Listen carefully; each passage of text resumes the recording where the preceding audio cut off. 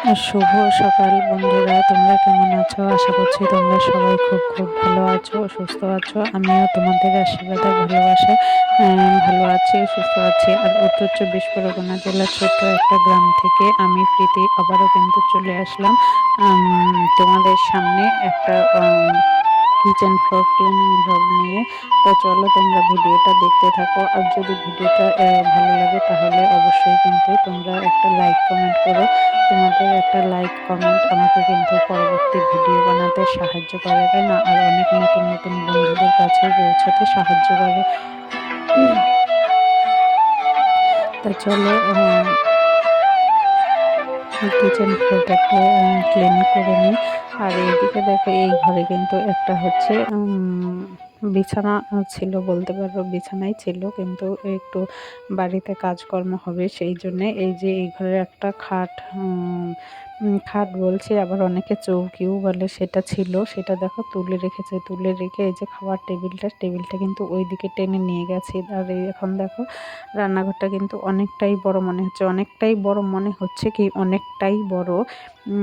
যেহেতু এই ঘরে আর একটা বিছানা ছিল সেই জন্য কিন্তু রান্নাঘরটা একটু ছোট মনে হতো, জায়গাটা কম ছিল। কিন্তু বড় জায়গা থাকলে কিন্তু বেশ ভালোই লাগে, তাই না?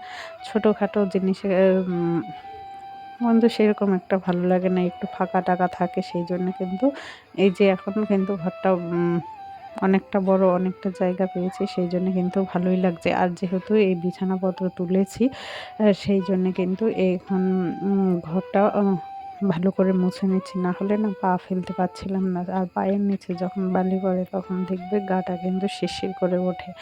আর এইটা তুলে দেওয়ার আর একটা কারণ, ওই যে বলেছিলাম যে বাড়িতে একটু কাজকর্ম হবে, ভেবেছিল এই ঘরের ভিতরে এনে লাল বালিটা রাখবে, না হলে কুকুর, তারপরে ছেলেপিলে সমস্ত কিছু নষ্ট করে। আর এছাড়া অন্য কোথাও রাখার জায়গাও ছিল না, সেই জন্যে। আর এখন এইগুলো তুলে যখন ঠিকঠাক করলাম, ওইদিকে কিন্তু লাল বালি চলে এসেছে। বালি আনা হয়ে গেলেও এইখানে আর রাখলাম না, সবাই এত দূরে আসতে চাইলো না, সেই জন্যে। আর ভাবলাম যে এতটা বালি হয়তো এই ঘরের ভিতরে হবেও না। তাছাড়াও তো আমার রান্না বান্না করতে হবে, তাই না? রান্না বান্না, খাওয়া দাওয়া, সমস্ত কাজকর্ম এই ঘরের মধ্যেই যেহেতু করতে হবে, সেই জন্যে আমরাও কিন্তু আর জোর দিয়ে এই ঘরের ভিতর নিয়ে আসলাম না। আর এই যে দেখো তোমাদের দাদা ভাই এইখানে না পিঁপড়ে নাকি সে জানি না বালি তুলেছে, সেই বালিগুলো নিয়ে ফেলছে, আর আমি যেহেতু এইদিকে মুছে নিচ্ছি সেই জন্য কিন্তু আমাকে বলছে যে দাঁড়াও দাঁড়াও, একটু দেরি করে এইগুলো নিয়ে ফেলে দিই। আসলে যেহেতু বালি এসেছে, তোমাদের দাদাভাইও অনেকটাই ব্যস্ত ছিল, যে এক জায়গায় বালি ফেলতে হয়েছে, তারপরে ভ্যানে করে আবার বাড়ি নিয়ে আসতে হয়েছে, তো সেই জন্যে।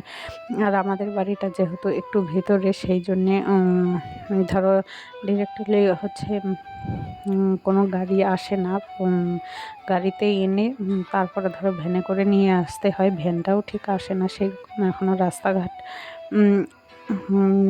নেই বলতে পারবো। সেই জন্যে আবার তারপরে লোকজন দিয়ে নিয়ে আসতে হয়। আসল কথা, মোট কথা কি বলো তো, আমাদের বাড়িতে কোনো কাজকর্ম করতে গেলে না প্রচুর টাকা খরচ। মানে এক জিনিসের পেছনে ৩-৪ রকমভাবে টাকা খরচ করে তারপরেই কিন্তু বাড়িতে নিয়ে আসতে হয়। তা সেই জন্যেও না অনেক সময় মনটা ঠিক ভালো লাগে লাগে না। কারণ হচ্ছে কোনো কাজ করতে গেলে এক কাজের পিছনে ৩-৪ রকমভাবে টাকা খরচ করে তারপরে নিয়ে আসতে হয়। সেই জন্যে তা কী আর করা যাবে বলো? দেখো তোমাদের সঙ্গে কথা বলতে বলতে কিন্তু আমার যে রান্নাঘরটা কিন্তু পুরো পরিষ্কার করা হয়ে গেছে। আর ভিডিওটা তোমাদের কেমন লাগলো অবশ্যই কিন্তু লাইক কমেন্ট করতে ভুলো না।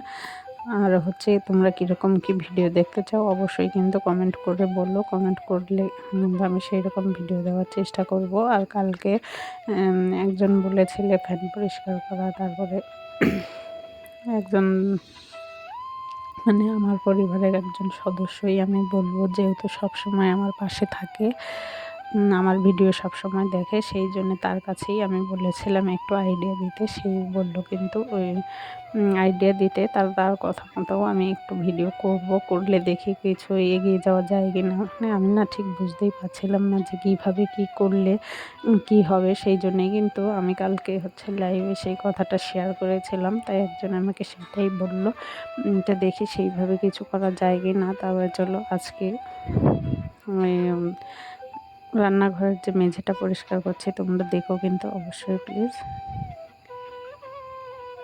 তা চলো আমি পরিষ্কার করে নিই, ততক্ষণ তোমরা ভিডিওটা দেখতে থাকো।